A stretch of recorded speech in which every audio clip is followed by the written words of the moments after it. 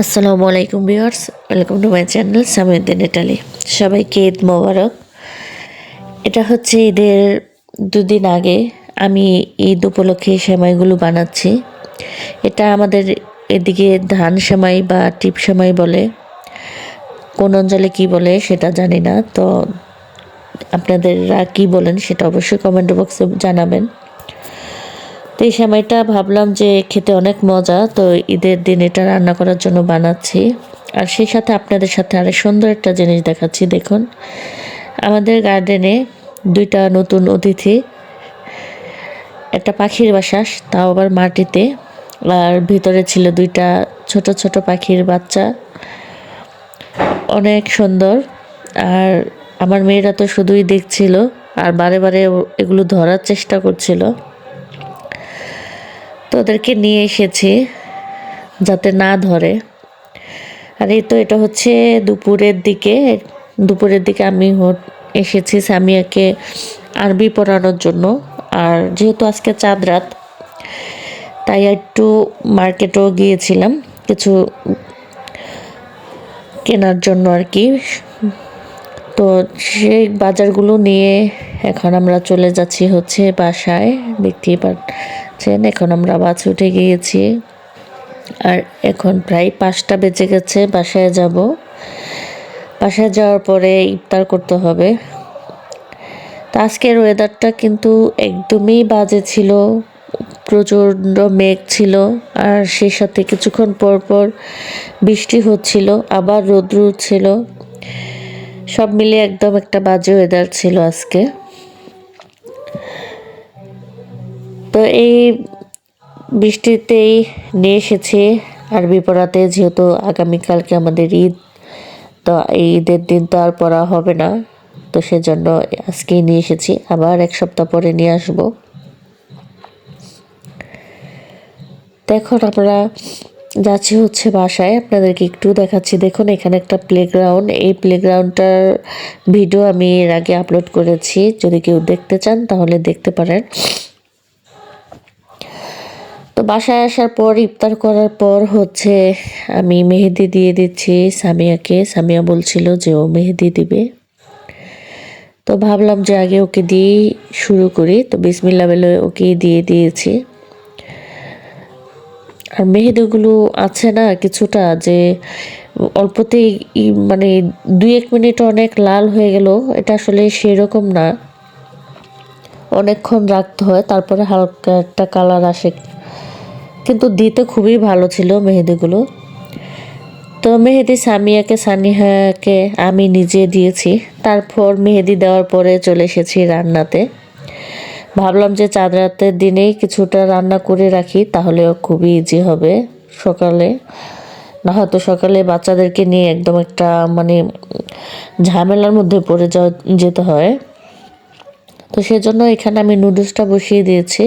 আর এখানে হচ্ছে আমি গরুর মাংস দিয়ে আজকে নুডলসটা রান্না করব। তো সেজন্য প্রথমে আমি মাংসটাকে ভেজে নিচ্ছি। আর মাংসের ভিতরে আমি সব মশলা দিয়ে আমি ম্যারিনেট করে রেখেছিলাম।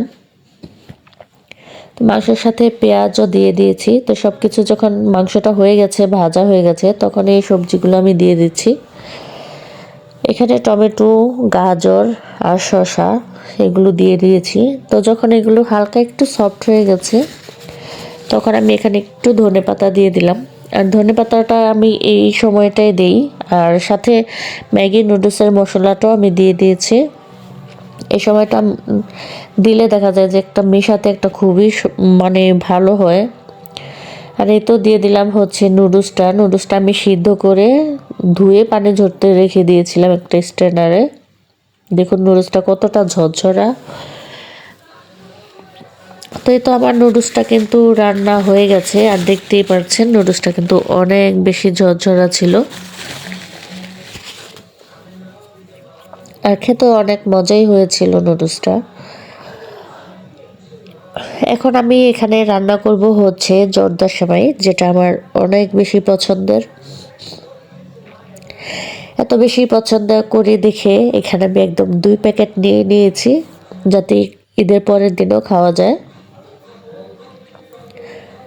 তো এখানে প্রথমে আমি নুডলসটা কিন্তু প্যাকেটের ভেতর থাকা অবস্থাতেই আমি এটাকে ভেঙে নিয়েছি প্রায় 2 ইঞ্চি মতো করে। এখন আমি এখানে রান্নার তেল দিয়ে দিয়েছি, এর মধ্যে এখন নুডলসটা দিয়েছি, তারপরে দিয়ে দিলাম হচ্ছে এখানে দারচিনি আর এলাচ। এখন আমি নুডলসটাকে খুবই ভালোভাবে ভেজে নিব।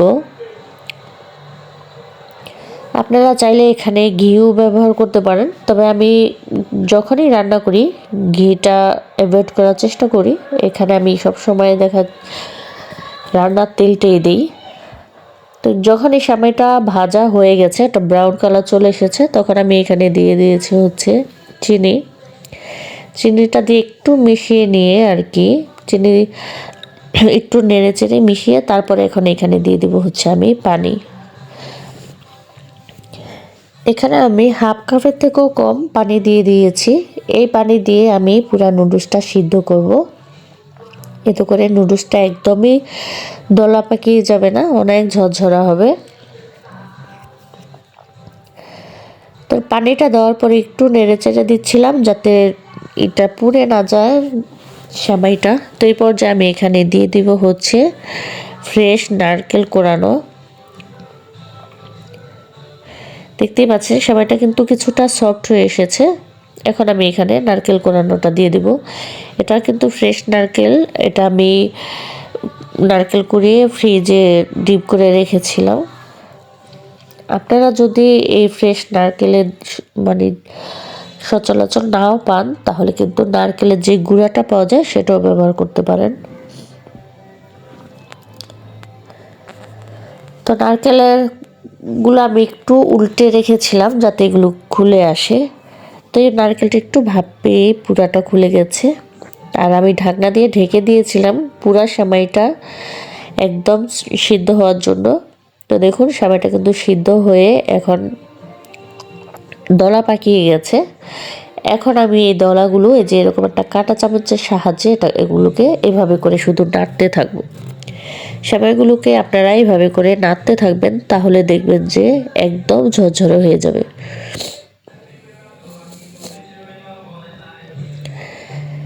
আর এভাবে করে একটা চামচ দিয়ে যদি আপনাদের সমস্যা হয় তাহলে আপনারা 2টা চামচ নেবেন, সেক্ষেত্রে এটা আরও বেশি ইজি হবে। আর এই পর্যায়ে যেরকমটা দলা তলা মনে হবে, কিন্তু এটা দেখবেন একটু যখন ঠান্ডা হবে তখন এটা একদমই ঝরঝরা হয়ে যাবে। আমি আপনাদেরকে একটু কাছ থেকে দেখাচ্ছি এটা গরম থাকা অবস্থায় কতটা ঝরঝরা হয়েছে। আর এটা যখন ঠান্ডা হবে তখন এটা একটার সাথে একটা লেগে যাবে না, এতটাই ঝরঝরা হবে। তো এখন আমি চলে আসলাম সেই আমার হাতে বানানো টিপ সেমাই রান্না করার জন্য, বা ধান সেমাই। প্রথমেই আমি সেমাইটাকে হালকা আঁচে টেলে নেব। প্রথমে আমি হাই হিটে কড়াইটা গরম করেছি, ফ্রাই প্যানটা। এখন আমি এর মধ্যে চুলাটা বন্ধ করে সেমাইটা দিয়ে দিয়েছি। আর পাশের চুলাতে আমি দুধ আর পানি গরম বসিয়ে রেখেছি যাতে সেমাইটা আমি সিদ্ধ করব আর একটাতে রান্না করব। এখন চুলাটা বন্ধ করে তারপর ওই গরম করার মধ্যে আমি সেমাইটা ভালোভাবে টেলে তারপরে এটাকে সিদ্ধ করে নিয়েছি। সিদ্ধ করার পরে এখন আমি এটা দিয়ে দিয়েছি হচ্ছে দুধের ভিতরে। দুধটাকে জাল করে আমি একটু ঘন করে নিয়েছি। আর এই পর্যায়ে এখানে আমি দিয়ে দিলাম কিছুটা নারকেল কোরানো। এই সেমাইটা নারকেল কোরানো দিয়ে খেতে কিন্তু অনেক মজা হয়। এখন আমি সেমাইটাকে খুবই ভালো করে জাল করে নিব। এটা হচ্ছে ঈদের পরের দিন সকালে আমাদের নাস্তা। এই তো শর্টকাটে নুডলস আর 2 রকমের সেমাই। এটা দিয়ে এখন আমরা নাস্তাটা করে নিব, তারপরে হচ্ছে রান্না করব।